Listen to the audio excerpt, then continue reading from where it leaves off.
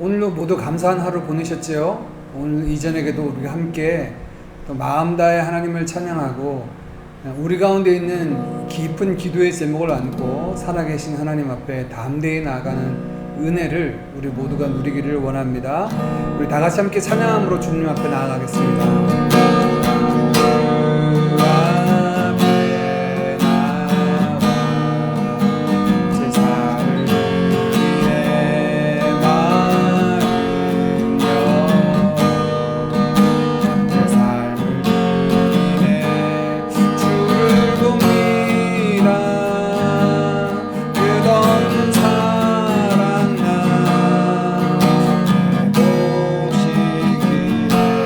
주 앞에 나와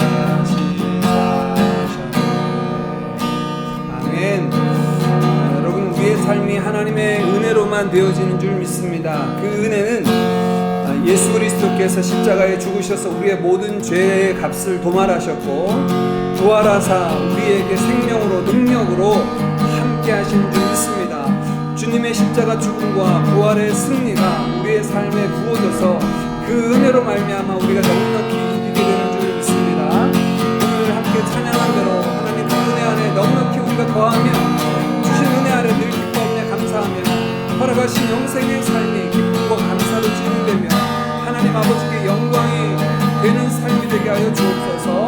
함께 기도하겠습니다. 아버지 하나님 감사합니다. 하나님 이전에게도 우리 가운데 행하신 하나님의 그 놀라운 역사, 아버지 하나님의 지혜와 능력을 찬양합니다. 아버지 하나님 우리의 능력이 아니라 우리의 열심이 아니라 연약한 죄 안에 넘죽었던 우리의 하나님 어떤 것도 아닌 오직 하나님의 은혜로 이루어지는 이 계속의 은혜를 경험한 저희들, 오직 은혜로만 들어가고 오직 은혜로만 살게 되는 이 삶의 놀라운 일들을 날마다 경험하며 그 영광의 찬송이 되어져가는 우리 모든 그림과 끌리고 주님 축복하여 주옵소서. 하나님 그 은혜 아래 다시금 죄를 들어갑니다. 나아갑니다. 주의 은혜로 우리를 약한 은혜로 강하게 하셔서 바울의 고백처럼 내게 능력 주시는 자 안에서 내가 모든 것을 할 수 있습니다 고백하며 넉넉히 강한 삶을 살며 하나님께서 주신 우리의 삶들을 감당하는 각자가 될 수 있도록 인도하여 주시옵소서.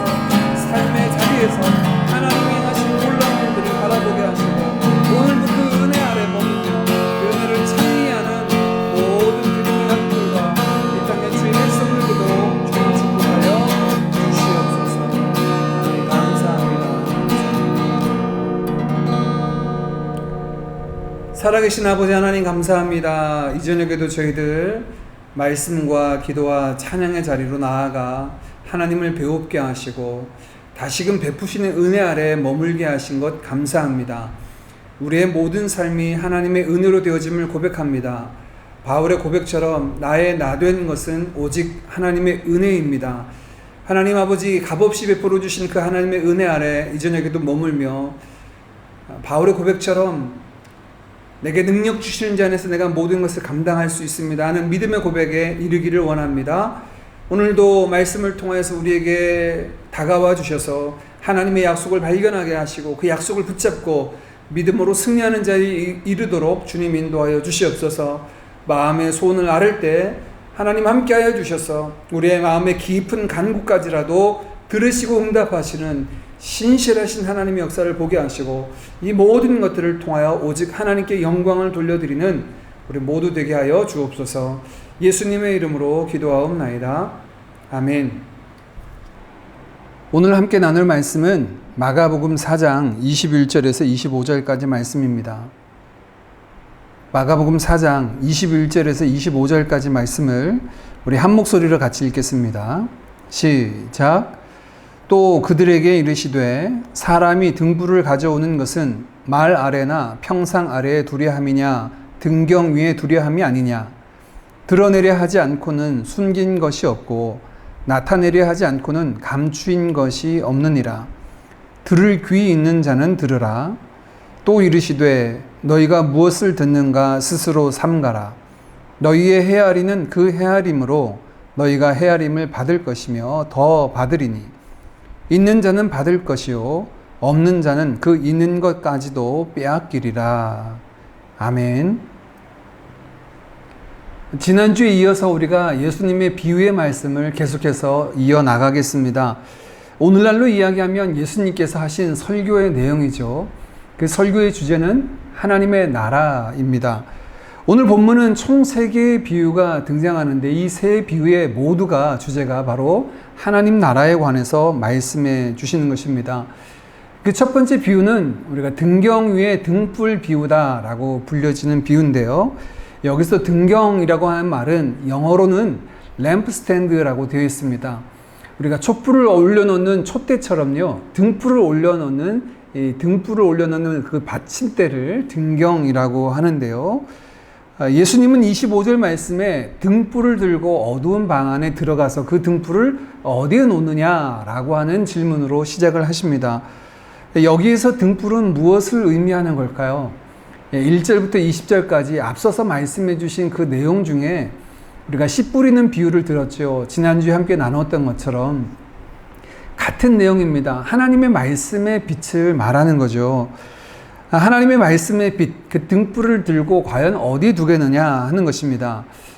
요즘은 정전되는 일이 거의 없죠. 그런데 제가 어릴 때만 해도 갑자기 정전이 되거나 또는 예고된 정전이 가끔 있었습니다. 그래서 집집마다 양초를 구비해 두었는데요. 정전이 되면 그 양초를 꺼내서 이제 방방마다 이렇게 켜게 되죠. 양초를 켜서 놓는 위치가 있죠. 양초를 켜서 방바닥 아래나 아니면 저 구석에 두지 않습니다. 방 한가운데 높은 곳에 두어서 방 전체를 비추게 하거나 아니면 여러 개의 양초를 두어서 밝게 비추게 하는 것이 양초 또는 등불의 역할이죠. 오늘 예수님은 그렇게 말씀하십니다. 어두운 이 방 안에 등불을 들고 가서 어디에 두겠느냐? 말 아래, 즉 여기서 말하는 말이라고 하는 것은 큰 통을 말하죠. 큰 통 아래에 두겠느냐? 아니면 침상 아래, 침대 아래에 두겠느냐? 그렇게 두지 않는다는 겁니다. 왜냐하면 그렇게 두면 등불이 빛을 비추지 못하기 때문이죠. 등불은 높은 곳에 올려둡니다. 높은 곳에 두어야지만 어두운 곳곳에 빛을 비추어서 밝게 하기 때문이죠. 빛이 비친다면 22절 말씀처럼 감출 것도 없고 숨길 수 있는 것도 도무지 없습니다. 말씀의 빛이 비춰지면 그렇다는 거죠. 22절 말씀을 우리 세번역 성경으로 함께 같이 읽겠습니다. 시작. 숨겨둔 것은 드러나고 감추어둔 것은 나타나기 마련이라. 말씀의 빛이 비춰지면요, 숨겨진 것, 감추어진 것, 그 모든 것들이 다 드러나고 보여지기 마련이다 라고 말씀을 하고 있죠. 참 오묘하게도 요즘 우리가 잠언 묵상하는 말씀과 같은 말씀을 하고 있습니다. 잠언을 5월, 6월 아주 길게 우리가 살펴보는데 어떤 구절은 우리가 이해하기 어렵고 또 앞뒤가 이어진 이야기가 아니다 보니까 도대체 그 말씀이 무슨 의미인가 좀 해석하기가 어려운 본문도 좀 있죠. 그러나 잠언이 이렇게 진행되면서 그 말씀 한마디 한마디를 살필 때 점점 우리의 폐부를 찔러보고 또 말씀의 거울이 된다는 것처럼 우리의 모습을 비춰주어서 우리의 생각, 말, 행실, 마음에 품은 뜻과 계획, 우리의 소원함이 어디에 있는가, 관계 안에서 우리의 모습이 무엇인가 하는 것들을 잠언서 말씀은 정말 속속들이 우리에게 비춰지는 것 같습니다. 오늘 예수님께서 말씀하신 비유가 바로 그것입니다. 말씀의 등불이 비춰질 때 감추인 것, 숨겨둔 것이 드러나지 않을 것이 없습니다. 여기서 말하는 감추어진 것, 숨겨둔 것이란 어떤 것일까요? 우리 안에 있는 죄성이죠. 우리가 죄로 여기지 않았다는 것들이 하나님의 말씀의 빛이 비춰질 때 죄로 드러나게 되고 나타나게 되어 있습니다. 우리의 교만함도 마찬가지고요. 불순종도 마찬가지입니다. 부패한 본성뿐만 아니라 우리가 하나님을 향하여서 의를 향하여서 선을 향하여서 도무지 행할 능력과 그 의지조차도 없다라는 사실들이 말씀의 빛이 비춰질 때 우리 자신을 아주 적나라하게 드러나게 되는 거죠. 우리의 미련함과 완고함, 교만함, 게으름, 감추어둔 모든 죄들이 속속들이 다 드러나게 되어 있습니다. 그러면 우리는 하나님의 말씀에 어떻게 반응해야 할까요? 목사님들과 함께 설교에 관한 주제로 나눌 경우가 있었습니다. 그때 한 목사님이 이런 질문을 던지셨어요. 예수님은 당시에 뛰어난 설교가셨을까요? 라고 하는 질문을 던지셨습니다. 그러시면서 그 목사님이 하신 이야기가 이것입니다. 오늘날의 기준으로 본다면 예수님은 뛰어난 설교가는 아니었던 것 같습니다. 무슨 얘기냐면 오늘날의 기준, 즉 설교를 통하여 모든 사람들, 많은 사람들을 감동시키고 그들을 변화시켜야 된다라고 하는 측면에서 본다면 예수님의 설교를 들었던 대다수의 사람들이 감동을 받고 그들의 삶이 변화되고 구원에 이른 것을 발견하지 못하죠. 어떤 이들은 예수님을 따르는 제자들이 되었는가 하면 또한 더불어 반대 사람들은 예수님을 대적하고 예수님을 조롱하고 또한 예수님을 죽이기로 모의하는 모습도 우리가 앞서서 살펴보았습니다. 그렇다면 여러분, 예수님이 모두를 감화할 능력이 없기 때문에, 그들 모두에게 말씀을 통하여 변화시킬 만한 능력이 없기 때문에 그러셨을까요? 그렇지 않죠. 그래서 예수님은 늘 하시는 말씀이 들을 귀 있는 자들은 들으라 라는 말씀을 들려주셨습니다. 이 메시지는 들을 귀 있는 자들이 있다는 겁니다. 우리가 요즘 소유리 문답을 나누고 있는데요. 이때 우리가 살펴보는 것이 하나님의 작정과 섭리의 교리죠. 하나님의 작정, 영원한 뜻이 이루어지는 것이 섭리입니다. 이 하나님의 섭리는 우리 의지와 상충될까요? 하나님이 가지고 계신 뜻이 이루어지는 섭리의 역사가 우리의 의지를 굴복시키거나 우리의 의지를 반하고, 즉 우리는 아무런 선택사항 없이 마치 정해놓은 운명을 걸어가는 사람들처럼 그렇게 걸어가는 걸까요? 예, 그렇지 않죠. 하나님의 섭리의 역사는 우리의 의지를 강제하지 않습니다. 우리가 하나님을 이해할 때 하나님을 우리 수준으로 끌어내리면 안 되죠. 말씀을 받든 받지 않든 그것은 그 사람이 가지고 있는 의지의 발휘입니다. 그러나 그것이 하나님의 작정과 섭리의 역사를 벗어나지 않게 하신다라는 것이 하나님의 작정과 섭리의 역사죠. 어떻게 그의 의지의 발휘가, 그가 선택해서 순종하든 순종하지 않든 그 모든 것들의 선택이 하나님의 섭리의 역사를 벗어나지 않을 수 있을까? 이것은 여러분, 우리의 수준으로 생각하면 불가능하죠. 모순된다고 생각됩니다. 그러나 하나님은 우리의 이해 범위를 뛰어넘으시는 거죠. 하나님의 작정과 섭리를 벗어나지 않게 하시는 것이 하나님의 지혜와 능력입니다. 우리의 인간의 모든 것들이 하나님의 역사, 하나님의 섭리를 거스릴 수 없게 하는 것이 하나님의 능력이죠. 우리가 할 수 없다고, 또는 우리가 이해되지 못한다고 해서 하나님이 못하실 것이다, 하나님이 하시는 것은 모순된다라고 생각하는 것은 우리의 교만함이고 또한 더불어 우리의 어리석음입니다. 우리의 생각으로 하나님의 역사를 제한해서는 안 되겠죠.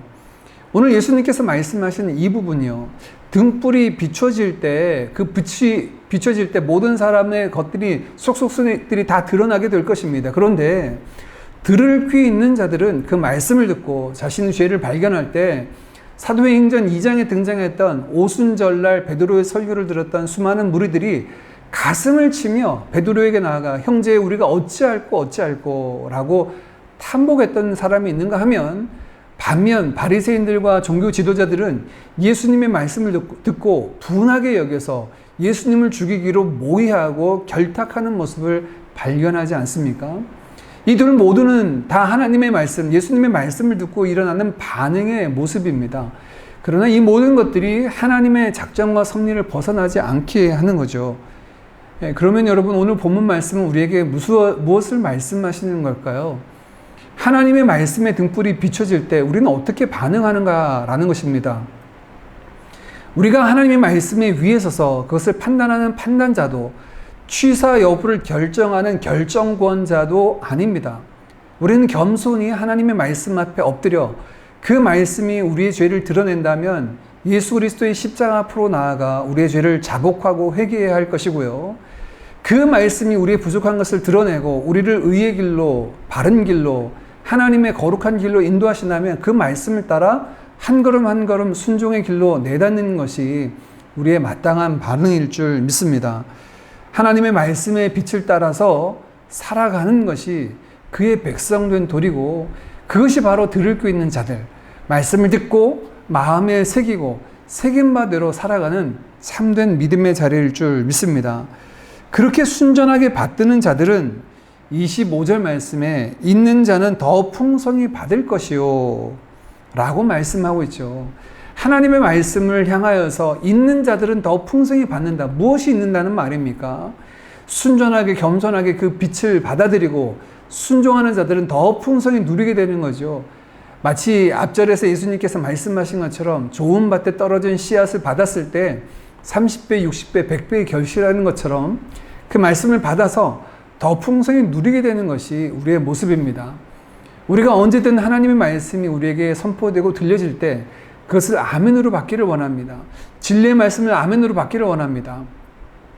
저는 가끔 성경을 연구하고 설교를 준비할 때 때로는 제가 이해되지 않는 본문이 있습니다. 그럴 때 저는 제가 이해되지 않는다고 하나님의 말씀을 낮게 보지 않습니다. 아, 나의 지혜가 부족하구나 라고 생각됩니다. 때로는 하나님의 말씀이 제게 들려올 때 제가 원하지 않는 것을 요구하실 때도 있어요. 명하실 때도 있습니다. 그럴 때 저는 취사 여부 선택을 저의 여부, 내가 원하고 원하지 않고 두지 않고 하나님의 말씀이라면 그것이 내게 옳고 내게 유익되다. 내가 원하든 원치 않든 내가 그것을 수용할 수 있든 그렇지 않든 그 여부와 상관없이 주의 말씀은 진리고 그것은 옳고 우리 모두에게 유익을 주는 말씀이다. 그 말씀대로 사는 것이 하나님께 영광이다라고 받습니다. 이렇게 겸손히 하나님 말씀 앞에 엎드리는 것이 참된 믿음의 모습이고 또 그와 같은 삶을 살아가는 우리 모두가 되기를 간절히 원합니다. 이어지는 26절부터 29절까지는 두 번째 비유가 등장하는데요. 보통 자라나는 씨의 비유다라고 말씀합니다. 역시 26절에는 이 비유의 핵심이 하나님 나라라고 분명히 예수님께서 밝히고 계신데요. 씨를 뿌림과 같다라고 앞에서 살펴봤던 씨 뿌리는 자의 비유에서 말씀하신 것과 같은 내용을 말씀하십니다. 이 비유의 핵심도 역시 27절, 28절에 말씀하고 있는데 27절, 28절 말씀도 세번역 성경으로 함께 읽겠습니다. 시작. 밤낮 자고 일어나고 하는 사이에 그 씨에서 싹이 나고 자라지만 그 사람은 어떻게 그렇게 되는지를 알지 못한다. 땅이 저절로 열매를 맺게 하는데 처음에는 싹을 내고 그 다음에는 이삭을 내고 또 그 다음에는 이삭의 알찬 나달을 낸다. 무슨 말씀을 하고 계십니까? 이 뿌려진 씨요. 곧 하나님의 말씀이 열매로 연결어 갈 텐데 그것을 우리가 그 즉시로 확인하거나 눈으로 볼 수 있는 것이 아니라는 거죠. 우리가 봄철에 파종을 하고 가을에 거지를 할 때요. 가을 거지를 할 때 그 사이에 이 열매나 곡식과 과일들이 자라나는 것들이 잘 눈에 보이지 않습니다. 밤낮 하루 이틀이 지난다고 해서 갑자기 어떤 것들이 자라나는 것들이 보이지 않죠.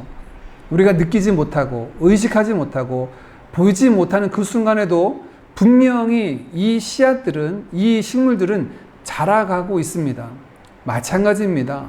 여러분, 하나님의 말씀의 씨앗이 우리에게 심겨졌을 때 우리가 의식하고 우리가 느끼지 못하고 바라보지 못한다고 하더라도 심겨진 하나님의 말씀의 그 역사는 보이지 않는 곳에서도 계속 일어나는 줄 믿습니다. 우리가 느끼지 못하고 눈으로 바라보지 못한다 할지라도 결국 우리의 삶을 통하여 하나님의 영광이라고 하는 열매로 우리를 이끌어갈 줄 믿습니다. 여기 아주 중요한 것이 하나 더 있는데요. 28절 말씀에 보면 땅이 저절로 열매를 맺게 하는데 라고 이야기합니다. 땅이 저절로 열매를 맺는다라고 얘기해요. 우리가 이 과일이나 곡식을 키우기 위해서 농부들이 수고를 하죠. 그러나 사실 그 수고라고 하는 것이 직접적으로 열매를 맺거나 곡식을 익게 하는 것은 아닙니다. 단지 그것을 가꿀 뿐이죠. 떨어진 씨앗이 자라나게 하는 것은 정말 자연의 역사입니다. 땅에서 28절 말씀하신 것처럼 저절로 열매를 맺게 자라가게 하는 것이죠. 무엇을 말씀하고 있습니까? 우리의 삶에 열매 맺게 하는 것이요. 우리의 삶에 풍성한 열매로 하나님 앞에 영광을 돌려드리는 것은 우리의 열심, 우리의 수고에 의해서가 아니라 심겨진 하나님의 말씀의 씨를 통하여서 말씀의 능력이 그것을 가능하게 한다라는 것입니다. 간혹 이런 말씀을 하시는 분도 만나게 됩니다. 목사님, 이론과 실제는 다르지 않습니까? 하나님의 말씀이 이론이라면 우리의 삶은 실제인데 아무리 해도 하나님의 말씀이 실제 이루어지기는 좀 불가능한 것 같습니다 라고 말씀하는 분도 계십니다. 또 어떤 분들은 이렇게 이야기합니다. 내가 하나님 말씀대로 살아봤더니 그거 안 되더라는 거예요. 하나님 말씀대로 무엇인가 순종했는데 말씀대로 이루어지지 않더라라고 이렇게 부정적으로 말씀하시는 분도 계십니다. 이 두 경우 어떤 경우든지요, 말씀의 능력과 말씀의 진리되심을 인정하지 않고 신뢰하지 않는 모습이죠. 그런데 저는 사실 이렇게 말씀하시는 분들과 정반대의 모습을 경험합니다. 제가 경험한 것은요, 하나님의 말씀이 성취되지 않은 것이 없었습니다. 제게 주신 하나님의 말씀을 붙잡고 그대로 살아갔을 때 살아가는 그 삶이 가능한, 즉 하나님의 모든 말씀은 멀리 있어서 불가능한 것들을 이야기하는 것이 아니라 우리의 삶에 이룰 수 있는 것, 성령을 보내주셔서 그 말씀대로 우리에게 이루어지도록 인도하시고 연결케 하시는 분이 여호와 하나님이시기 때문에 그 말씀 한 자락 한 자락이 이루어지지 않은 것이 없죠. 기도도 그렇고 순종하는 삶도 그렇고 삶에 이루어지는 모든 것들도 성경대로 말씀대로 이루어집니다. 저의 작은 경험으로도 하나님의 말씀이라고 하는 것들이 진리다라고 고백하게 되니까요. 이후로는 내가 이해되든 이해되지 않든 수용하든 수용 안 되지 않든 그 여부와 상관없이 하나님의 말씀은 진리고 옳고 선하고 그것이 유익이다라는 사실을 인정하게 되는 겁니다. 내가 이해하지 못하는 부분이 있다 할지라도 하나님의 말씀은 옳습니다라고 고백하게 되는 거죠. 하나님의 말씀의 능력이 우리를 새롭게 합니다. 말씀 자체가요. 여기서 우리가 주의해야 됩니다. 하나님의 말씀에 우리의 순종이 협력해야 될 때가 아니라 땅이 저절로 열매를 내는 것처럼 우리 마음판에 말씀이 심겨지는 것이, 심겨진 그 하나님의 말씀이 능력이 있어서 우리의 삶의 변화와 역사를 이뤄내는 줄 믿습니다. 여러분, 우리에게 요구되는 것은 말씀의 능력을 신뢰하는 것입니다. 나는 안 되던데, 해봐도 안 되던데, 이론과 실제는 다른데 하는 식의 말로 하나님의 말씀을 평가절하하지 마세요. 거부하지 마세요. 그리고 그 말씀 앞에 절망하지 마세요. 정말 여러분, 우리가 하나님의 말씀대로 그렇게 살아보았나요? 그렇지 않습니다. 그 말씀 앞에 설 때 그 말씀이 우리 안에서 싹이 나고 이삭이 나고 또 연글고 아름다운 열매로 하나님 앞에 영광 돌려드리게 하는 줄 믿습니다. 이 자라나는 씨의 비유는 오직 마가복음에만 등장하는 유일한 비유인데요. 그 내용은 우리의 개입이나 이해와 인식의 순간 없이 심겨진 씨앗은 그 신비로운 능력으로 싹이 나고 이삭으로 자라고 나달로 연글게 된다라고 하는 말씀의 놀라운 능력을 우리에게 선포해주고 있습니다. 마지막 세 번째 비유는 겨자씨 비유인데요. 우리가 보통 작은 씨를 이야기할 때 성경에서는 가장 작은 씨를 겨자씨라고 이렇게 이야기하죠. 이 씨를 보면요, 참 신비롭습니다. 왜냐하면 다 말랐고요, 생명력을 보기가 참 어렵습니다. 죽은 것 같아요. 그런데 그 안에 생명력이 있다는 것입니다. 다 말라서 죽은 것 같은데 땅에 심고 물이 주어지면 싹이 나고 이삭이 피고 열매로 맺게 된다는 거예요.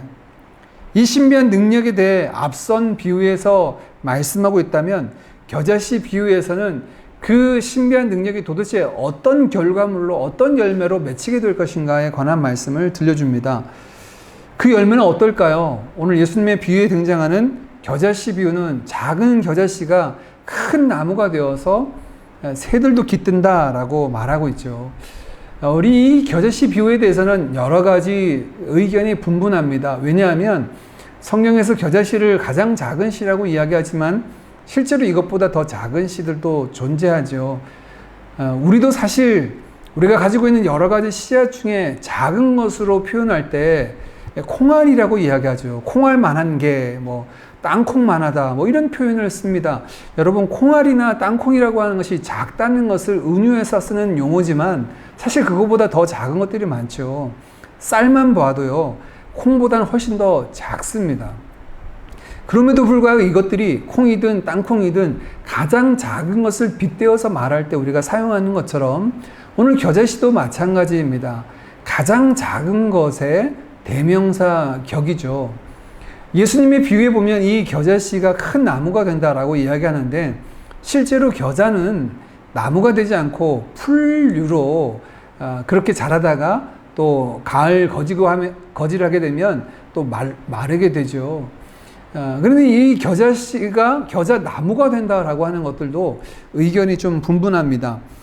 여기에서 이제 겨자씨에 관한 이야기, 나무에 관한 이야기를 2000년이나 되는 시간과 공간, 문화적인 차이에서 나오는 여러 가지 부분들이 있는데 이것을 우리가 그 당시의 문학적 형태 또는 여러 가지 형태를 통하여서 그 의미가 무엇인가를 살펴보기보다는 예수님이 말씀하시는 말씀 앞에 전체 문맥 안에서 그 행간의 의미를 좀 찾아보기를 원합니다.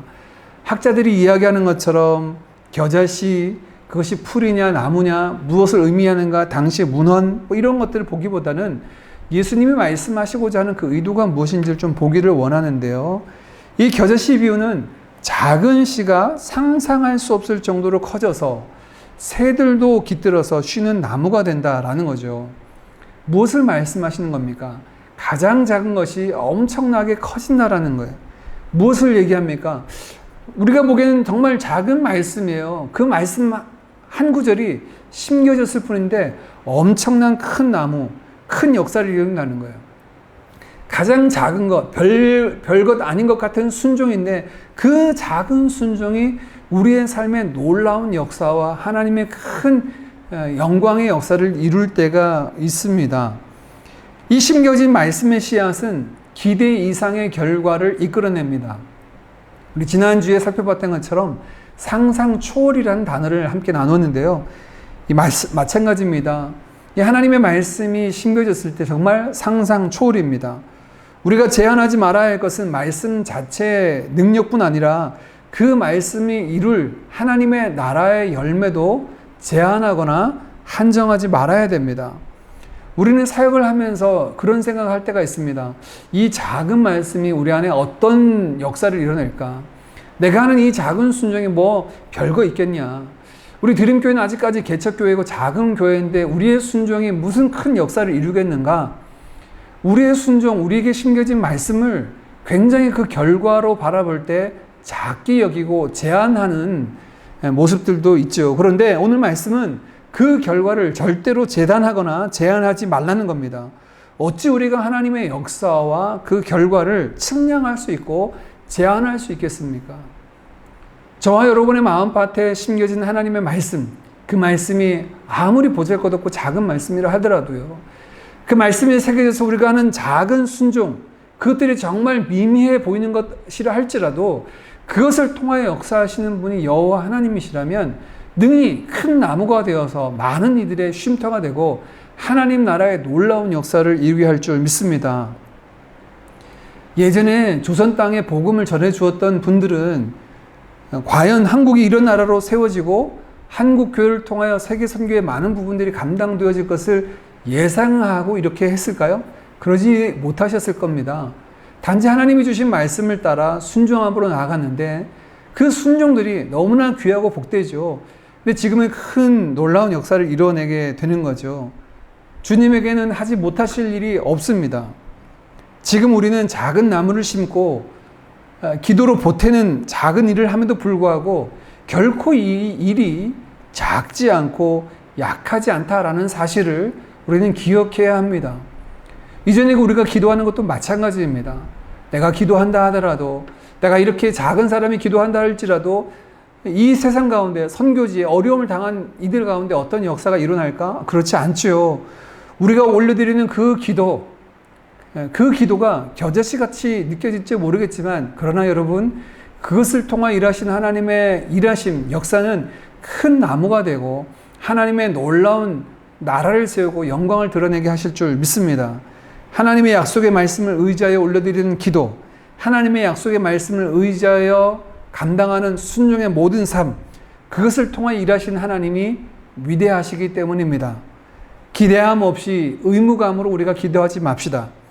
믿는 자에게는 능치 못할 일이 없다라고 말씀하신 주님의 말씀 의지하여 내게 능력 주시는 자 안에서 우리가 모든 것을 할 수 있습니다라고 우리의 연약함도 내어놓고 우리가 기도로 올려드리는 모든 내용들과 연약한 자들을 주님 앞에 올려드리고 그 능하신 손길 가운데 하나님의 신실한 역사 가운데 기도로 맡겨드리는 이 일이 결코 작지 않고 하나님의 놀라운 역사로 이어질 줄 믿습니다. 그 하나님 나라의 아름다운 말씀의 씨앗이 이미 저와 여러분에게 심겨졌습니다.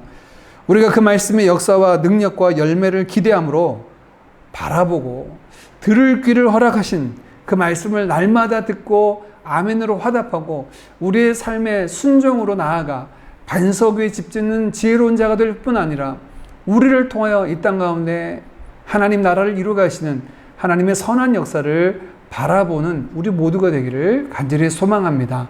함께 찬양하고 기도로 하나님의 놀라운 역사를 경험하는 우리가 되기를 원합니다. 함께 찬양하겠습니다. 우리 나눈 말씀 기억하며 함께 찬양하고 말씀 붙들고 기도하겠습니다.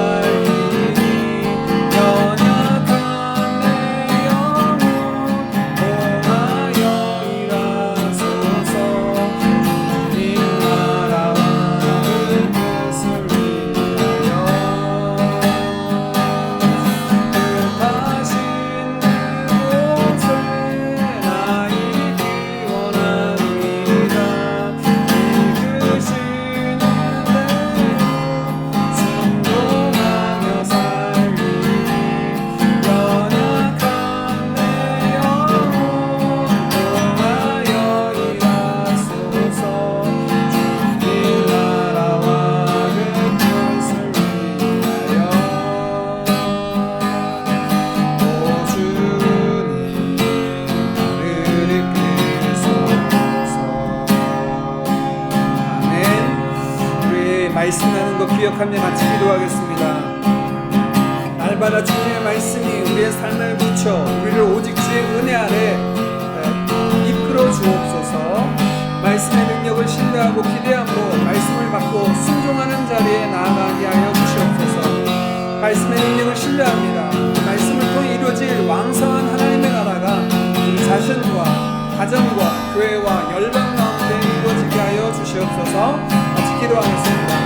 하나님 아버지 감사합니다. 오늘도 우리에게 임한 하나님의 나라, 또 우리에게 허락하신 하나님의 말씀이 이와 같은 놀라운 역사를 이루어가는 보게 하여 주시니 감사합니다. 아버지 하나님의 말씀이 살아있고 활력이 있어 우리의 모든 것들을 살피시고 좌우의 날선 검거로 같아서 모든 것들을 찔러 죽이시며 감찰하시는 줄 믿습니다. 하나님의 말씀의 빛이 날마다 우리 안에 비춰지게 하셔서 우리의 모든 죄악과 연약한 일이 다 낱낱이 드러나게 하시고 우리가 오직 하나님의 은혜에 매여 살아가는 자들이 되도록 그 은혜 아래 우리를 이끌어 주옵소서. 하나님의 말씀의 능력 있음을 저희는 신뢰합니다. 하나님 아버지 그 말씀을 우리가 오늘 신뢰할 때 능력 있게 자라나고 열매 맺게 하실 줄 믿습니다. 우리의 능력과 우리의 의지의 결단과 우리의 수고가 아니라 오직 심겨진 하나님의 말씀의 그 신기한 능력이 우리의 삶 가운데 경험되게 하옵소서. 신하고 우리가 변화되게 하시고 그 말씀의 능력으로 우리가 하나님의 영광을 바라보고 그 영광을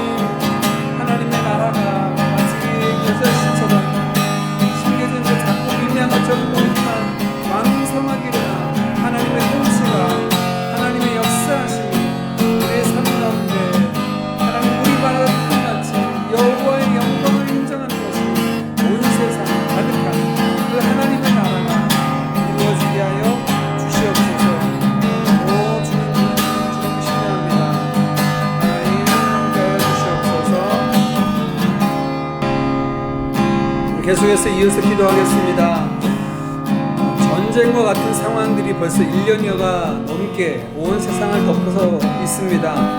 질병과의 전쟁, 또 경제적인 어려움과의 전쟁, 이 많은 싸움이 우리 가운데 일어나는데, 어려움 중에 있는, 고통 중에 있는 열방을 향하여 하나님 긍휼히 여겨달라고, 이 땅을 고쳐달라고, 하나님의 회복하심과 구원의 역사를 위하여 같이 기도했으면 좋겠습니다. 더불어 우리 계속해서 기도하지만 이 시대에 많은 이들이 낙심되고 소망을 잃어가고 염려와 불안 가운데 있을 때, 교회가 일어나 우리의 참 소망 되신 주님을 전하게 하시고, 주님의 위로와 주님의 치유가 교회와 복음 통해서 일어나도록 우리를 사용하여 주옵소서. 이 시대 교회를 위하여 같이 기도했으면 좋겠습니다. 우리의 어려운 이웃들을 보고 기도하고, 치유의 과정 가운데 있는 우리 부모님들과 우리 형제자매들과 이웃들을 위하여 우리 같이 기도하고, 우리 해외에 있는 자녀들을 위해서도 한 시간 같이 기도하겠습니다. 기도합니다. 하나님 아버지 하나님, 어려운 시대를 살아가지만 많은 이들이 절망하고 고통스러워하고 낙심하고 있는 이때에도, 하나님 아버지 우리가 낙심하지 않은 이유는 여호와 하나님이 우리와 함께 하시는 줄 믿습니다. 하나님, 그러나 이때를 감화해 주셔서 아버지 하나님, 애국 땅에 있었던 히브리 사람들의 그 부르짖음을 들으시고 응답하셨던 것처럼 고통 중에 있는 이 열방 가운데 그 부르짖음을 들으시고 주님 하건마사 들으시는 대로 이 땅을 고쳐주시옵소서. 바이러스의 확산이 멈춰지게 하시고, 치료약이 개발되게 하시고, 더 이상 번종이 일어나지 않게 하시고, 아버지 하나님 멈춰서서 일상으로의 회복이 일어날 수 있도록, 하나님 아버지 감사한 일상의 회복이 일어나도록 주님 은혜를 베풀어 주시고 치유하여 주시고 구원하여 주시옵소서. 주의 구원의 역사를 하나님 나타내 주시기를 원합니다. 많은 분들이 지쳐 있습니다. 하나님 아버지 언제까지냐면 울고 있습니다. 이런 때 아버지 하나님, 우리의 소망이 어디에 있습니까? 우리의 생명됨이 무엇이고, 분명히 자라난 교회와 하나님 좋은 성도들 다들 부르게 인도하여 주옵소서. 주님만이 우리의 소망이요, 주님만이 우리의 생명이요, 주님만이 참평함과 안식처가 되는 아버지 하나님, 교회가 복음의 빛을 비추어로 전하와 나타낼 수 있도록 인도하여 주시옵소서. 힘겹다 어렵다라고만 하지 않게 하시고, 오히려 이 시대가 하나님의 진리의 빛을 비추며 주의 은혜와 치유의 역사를 경험하게 될 하나님 아버지 하나님의 기회임을 알고 힘써 복음을 전하고 하나님의 역사를 이루어내는 교회 될 수 있도록 주님 축복하여 주옵소서. 하나님 주님 일전에 아버지 치유의 과정 가운데 함께 하시고, 눈 수술을 아버지 하나님 아프지만 건강에 어려운 측면이 가운데 있습니다. 생활하는데 문을 열도록 하나님께서 그 모든 것들을 붙잡아주시고 하나님 치유자를 만나주시고 경험되게 하여 주시옵소서. 아버지 하나님 약한 자들에게 세움을 주시고 우리의 영혼들 강건함으로 주어진 귀한 삶들을 감당하며 주님과 동행하는 일상이 늘 감사로 채워지도록 축복하여 주옵소서. 우리의 자녀들을 축복합니다.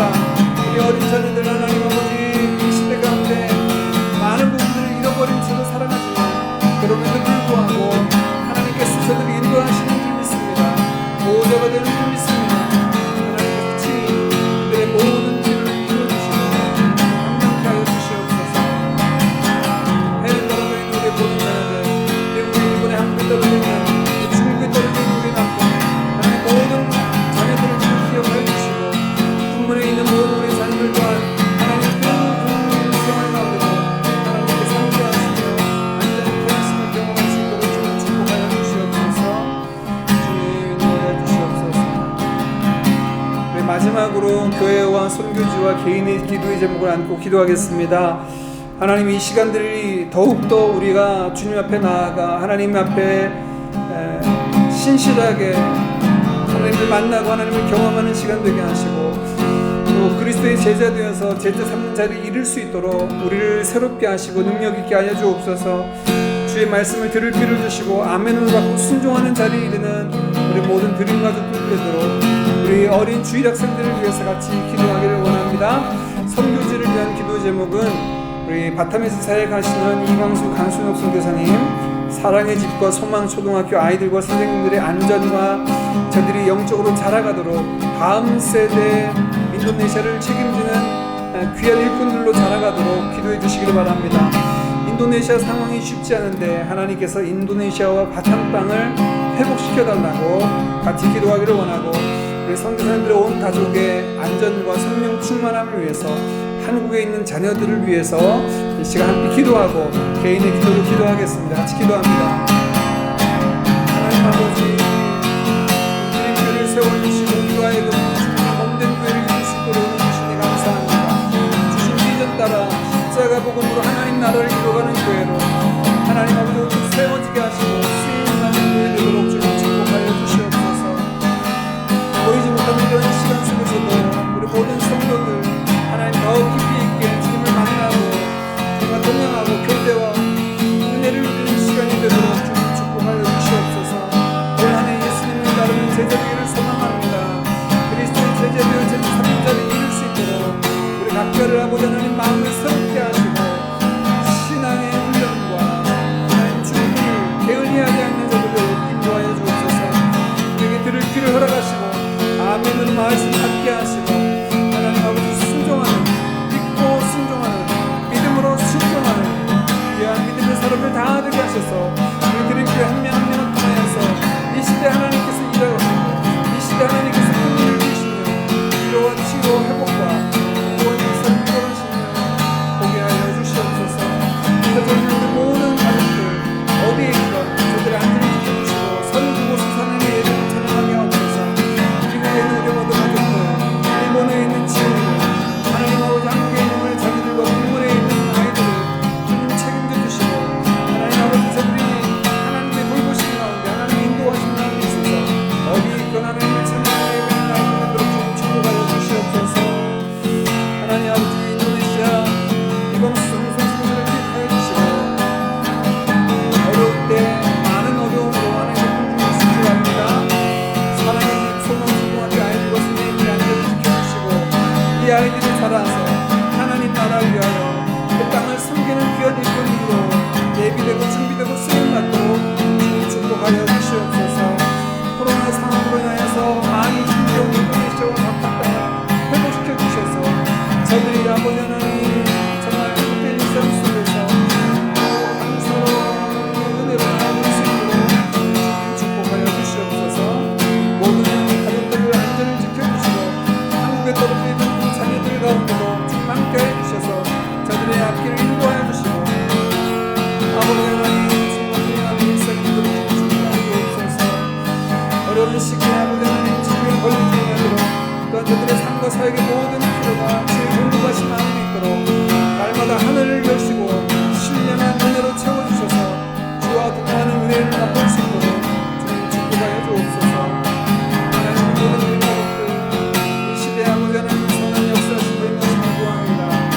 우리 걸음 인도하신 하나님, 이 땅의 삶만이 아니라 영원한 하나님의 나라 그 영광을 바라보고 살아가는 믿음의 사람들 아무도 축복하여 주옵소서.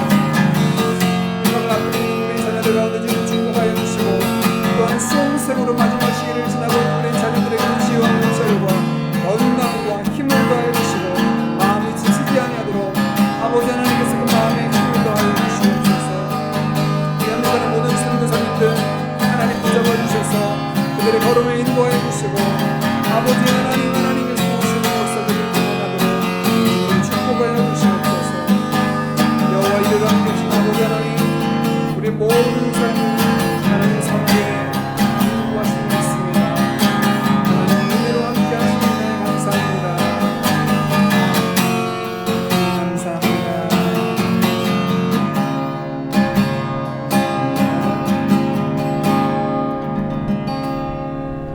이 모든 말씀 우리 주 예수님의 이름으로 기도하옵나이다. 아멘. 주님이 가르쳐 주신 기도를 함께 기도함으로 수요 예배 마치겠습니다. 하늘에 계신 우리 아버지여, 이름이 거룩히 여김을 받으시오며 나라의 임하옵시며 뜻이 하늘에서 이룬 것 같이 땅에서도 이루어지이다.